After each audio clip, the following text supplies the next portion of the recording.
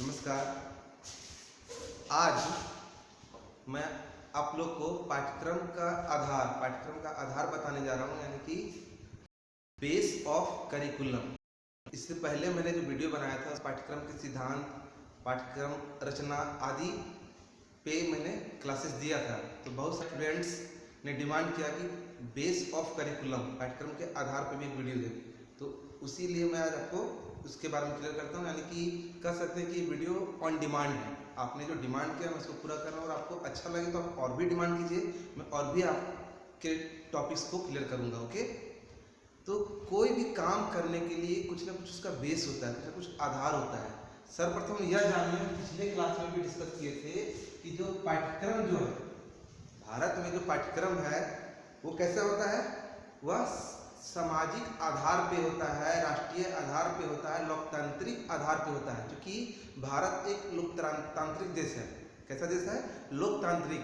तो लोकतंत्र का ठीक प्रकार से निर्वहन हो, ठीक प्रकार से लोकतंत्र चल सके, इसलिए भारत एक ऐसे व्यक्ति, एक ऐसे युवा की मांग करता है सामाजिक, सांस्कृतिक, राजनीतिक व लोकतांत्रिक व राष्ट्रीय भावनाओं से ओतप्रोत हो। तो हमें जो पाठ्यक्रम बनाना होता है, उस समय हम लोग पाठ्यक्रम बनाने से पूर्व इन सभी बातों का ध्यान रखते हैं, ताकि ऐसा पाठ्यक्रम हो जिससे युवा वर्ग में, नई पीढ़ी में राष्ट्रभाव का, सामाजिकता का, सांस्कृतिक सद्भावना का, या फिर हम कह सकते हैं दार्शनिक आधार का और मनोवैज्ञानिक दृष्टि का भी उसमें समाहन हो, उसमें समाहित हो, ताकि ऐसा व्यक्ति बने, ऐसा भविष्य बने राष्ट्र का, जिससे हमारे सभी धरोहर को वह बचा के उसे और आगे ले जा सके। ठीक है, तो ये जो टॉपिक है पाठ्यक्रम निर्माण का आधार, इससे हम ये भी कह सकते हैं पाठ्यक्रम का आधार, यानी कि पाठ्यक्रम का आधार क्या है, बेस ऑफ करिकुलम क्या है।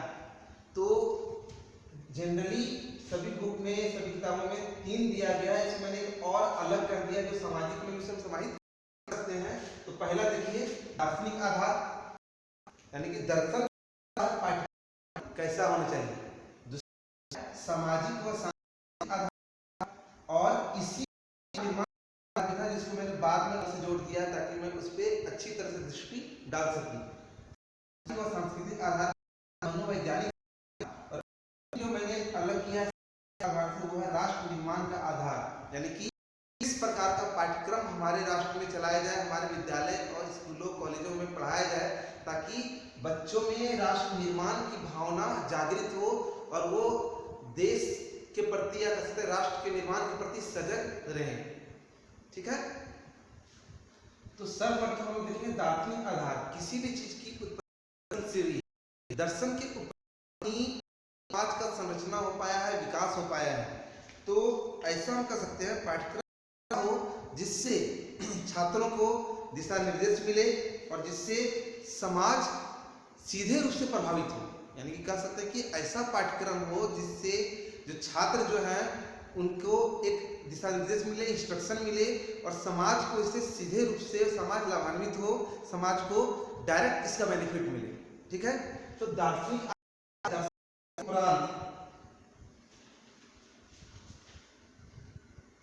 दर्शन के उपरांत शिक्षा की प्राप्ति हो, वह शिक्षा जो हो वह समाज के लिए उपयोगी हो। यानी कि दर्शन क्या कहता है कि ऐसा शिक्षा दिया जाए, दर्शन के साथ साथ ऐसा शिक्षा दिया जाए, दर्शन की प्राप्ति के उपरांत शिक्षा की प्राप्ति हो, वो जो शिक्षा हो वो सजग हो, सहज हो और समाज के लिए लाभदायक हो, जिससे समाज का निर्माण हो सके, वह समाज के विभिन्न मांगों की पूर्ति कर सके। यानी कि दर्शन यह कहता है कि हमें ऐसे पाठ्यक्रम का निर्माण करना चाहिए जिससे समाज के विभिन्न मांगों का क्या हो सके, विभिन्न मांगों का पूर्णता को वह क्या कर सके, पूर्ण कर सके, और उसके साथ ही जो हमारा पाठ्यक्रम हो वह परिवर्तनशील हो। यानी कि समाज के मांगों के अनुरूप, समाज में परिवर्तन के अनुरूप हमारा पाठ्यक्रम भी परिवर्तनशील हो, समय समय पे पाठ्यक्रम को परिवर्तित किया जा सके, जिससे समाज की विभिन्न मांगों, समाज के आधार को जीवंत रखा जा सके। यानी कि हम कह सकते हैं कि दर्शन जो है वह पाठ्यक्रम की नींव की बात कर रहा है कि ऐसे पाठ्यक्रम का निर्माण करना है जिससे छात्र लाभान्वित हों, छात्रों को दिशा निर्देश मिले, समाज लाभान्वित हो, समाज को दिशा निर्देश मिले, वह समाज में हो रहे विभिन्न परिवर्तन, क्योंकि अभी हम आधुनिक काल में जो चल रहे हैं यह परिवर्तनशील काल है, तुरंत तुरंत कुछ न कुछ नई चीज समाहित हो रहे हैं, तो उन सारी चीजों का पाठ्यक्रम में समाहन हो सके, समाहित हो सके, यानी कि पाठ्यक्रम नूतन हो, नवीनतम हो, समय समय पर पाठ्यक्रम में परिवर्तन होता रहे, क्योंकि आज जो सत्य है हो सकता है कल उसकी सत्यता पूर्ण ना हो, या उस सत्यता के उपरांत कुछ आगे भी जो है उसकी भी आवश्यकता हमें हो, तो वो भी हमारे पाठ्यक्रम में समाहित होना चाहिए। ठीक है, तो ये पहला था दार्शनिक आधार, दूसरा है सामाजिक व सांस्कृतिक आधार। इसमें दो चीज को जोड़ के रखे हैं। तो समाज क्या है, समाज क्या चाहता है, समाज कैसा हो, हमारा समाज कैसा हो, तो चूंकि हमारा राष्ट्र ही लोकतांत्रिक है, धर्मनिरपेक्ष है, तो हमारे समाज भी क्या हो, लोकतांत्रिक हो, यानी कि हम ऐसे युवा वर्ग का निर्माण करें जिससे सामाजिक दायित्वों का क्या कर सके, पूर्ण रूप से उसको निभा सके, साथ ही एक ऐसा समाज का निर्माण करें जिसमें लोग अच्छे पूर्वक आसानी से सभी वर्ग के लोग उसमें रह सके, किसी कोई समस्या ना हो। समाज यानी कि इसे पढ़ा लिखा हुआ व्यक्ति को सामाजिक दायित्वों का भी क्या करे, पूर्ण रूप से वहन करे, अपने माता पिता, अपने गुरुजन, अनुज, अपने अग्रज सभी का सम्मान करे, समाज में एक ऐसी सामाजिकता स्थापित करे जिससे आगे की पीढ़ी भी उससे शिक्षित हो, ऐसा ना हो समाज से अपने आप को विमुख कर ले, समाज से अपने आप को मोड़ ले, तो वैसी शिक्षा का हमारे राष्ट्र में कोई भी जरूरत नहीं है।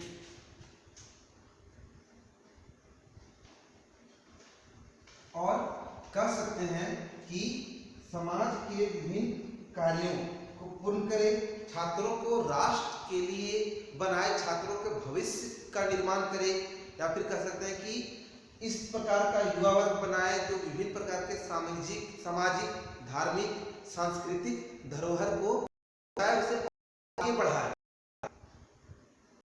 हम कह सकते हैं कि पाठ्यक्रम इस प्रकार का हो जिससे युवा पीढ़ी का जो निर्माण हो रहा है उसमें विभिन्न प्रकार के सामाजिक पहलू समाहित हो, साथ ही साथ हमारे जो सांस्कृतिक आधार है, हमारी जो संस्कृति है उसको बचा के रखे, उसको और आगे ले जाए, यानी कि अगली पीढ़ी को भी वो संस्कृति से क्या करवाए, सारी चीजों को वो उन्हें बताए, यानी कि हम अगर किसी संस्कृति हो गया, राष्ट्र को गुलाम होने में जरा लगेगा, गुलाम, यानी कि हमारे धरोहर उसको कायम रख सकते, ऐसा हम पाठ्यक्रम में अगर तो चीज मिल नहीं पाएगा। इसलिए बच्चे में सामाजिकता का पाठ, बच्चे में सांस्कृतिक भावना का पाठ, धार्मिक सद्भावना का पाठ पाठ्यक्रम के दे सकते हैं। ठीक है, अब मनोवैज्ञानिक आधार ये बहुत महत्वपूर्ण है।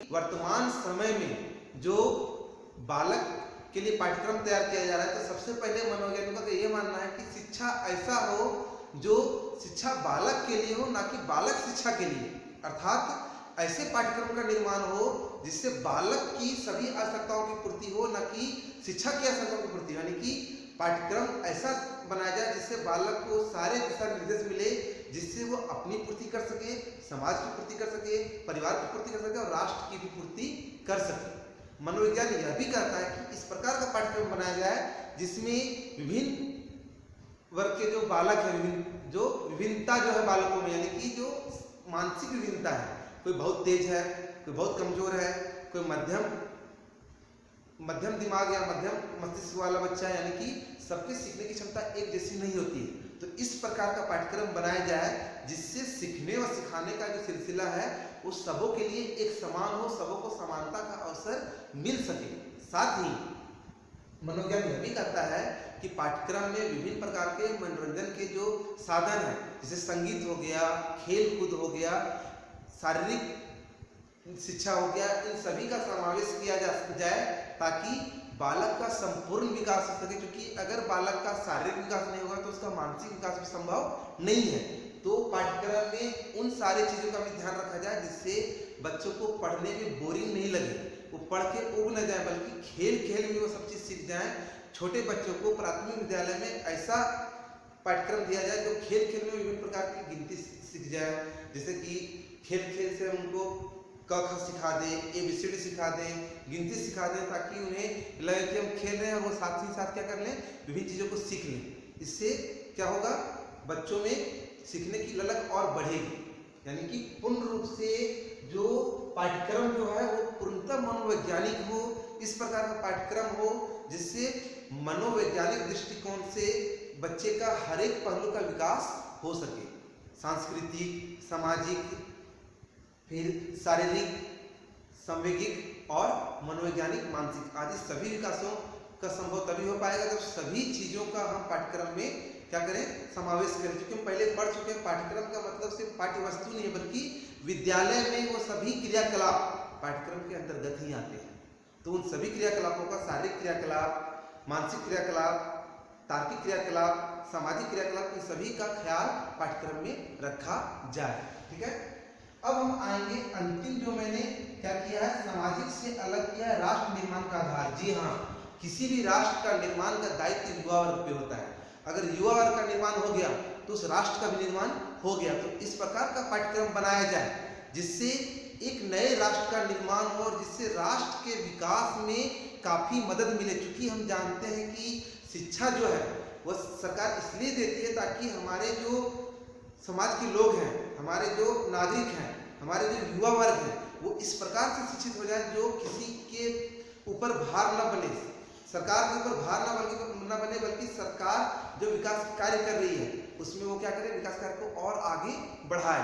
यानी कि कह सकते हैं कि राष्ट्र निर्माण के लिए वो सभी आवश्यकताएं क्या हो जाए, हमसे पूर्ण हो। क्योंकि हम जानते हैं कि हमारा जो पॉपुलेशन जो है, यानी कि हमारी जो जनसंख्या है वो क्या है, अन्य राष्ट्रों से काफ़ी अधिक है।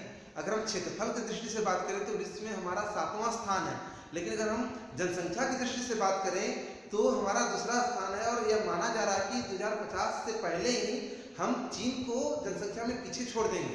तो इस पृष्ठभूमि में अगर हमारी जो जनसंख्या है वह सामाजिक कार्यों में संतुलित ना हो, वह उत्पादन कार्यों में संतुलित ना हो, तो वह देश के लिए बोझ बन जाएगा और भुखमरी की नौबत आ जाएगी। बल्कि हमारे जो युवा है वो इस प्रकार का बने जिससे क्या हो कि हमारे युवा किसी और राष्ट्र के भी काम आए, जिससे हमारे राष्ट्र को पैसा मिले और हमारे राष्ट्र की कीर्ति हर जगह फैल जाए। यानी कि कह सकते हैं कि ऐसा युवा तैयार हो जिससे डॉक्टर, इंजीनियर, मैनेजमेंट का गुरु या फिर विभिन्न प्रकार के जो भी क्षेत्र हैं उन सभी क्षेत्रों में प्राथमिक, द्वितीय व तृतीय, प्राइमरी, सेकेंडरी और टर्शियरी, कृषि कार्य में तकनीक, भारी उद्योग का विकास, इन सभी में जो युवा वर्ग है वो सरकार का है और वो अन्वेषण करें, खोज करें। यानी कि जो पाठ्यक्रम का आधार है वो खोजपूर्ण हो, अन्वेषण पूर्ण हो, रिसर्च हो। यानी कि हम ऐसी चीजों को जो अन्य राष्ट्र खोजने में सक्षम नहीं है। और हमारा जो प्राचीन काल है, प्राचीन काल से भी हम लोग खोजोन्मुखी हैं, खोज करने के प्रति तत्पर रहे हैं। आर्यभट्ट, रामानुजम आदि ऐसे कितने ही वैज्ञानिक या फिर गणितज्ञ हुए हैं जिन्होंने विश्व को बहुत कुछ दिया है। तो अभी भी वर्तमान भी यह हमारे युवा वर्ग से मांग करता है कि राष्ट्र को वो सभी सारी चीजें मिले जो अन्य राष्ट्र नहीं दे पा रहे हैं। यानी कि हम कह सकते हैं कि पाठ्यक्रम भी हमारा पूर्ण रूप से लोकतांत्रिक हो, समाज कल्याणकारी हो, राष्ट्र कल्याणकारी हो और परिवार कल्याणकारी हो। इवन ये भी कह सकते हैं कि स्वयं कल्याणकारी, यानी कि अपना भी कल्याण कर सके। ऐसा पाठ्यक्रम हो जिससे हम संपूर्ण राष्ट्र का ऐसा निर्माण करें जो विश्व में अपनी कीर्ति को और आगे बढ़ाए। तो हम समझ सकते हैं कि आज मैंने आपके पास जो चर्चा किया पाठ्यक्रम का आधार का, इस प्रकार का पाठ्यक्रम बनाया भी गया है और समय समय पे इसमें परिवर्तन भी किए जाते हैं ताकि पाठ्यक्रम नूतन हो सके। तो इसमें आपको कोई समस्या नहीं होना चाहिए। और अगर कोई समस्या हो तो मेरे YouTube चैनल KK Edu के कमेंट बॉक्स में जाके कमेंट करें। और अगर आपको ये वीडियो पसंद आए तो वीडियो को लाइक करें, ज़्यादा से ज़्यादा शेयर करें और चैनल को सब्सक्राइब करके बेल आइकन क्लिक करें ताकि आपको सारे नोटिफिकेशंस समय समय पे मिलते रहें। धन्यवाद।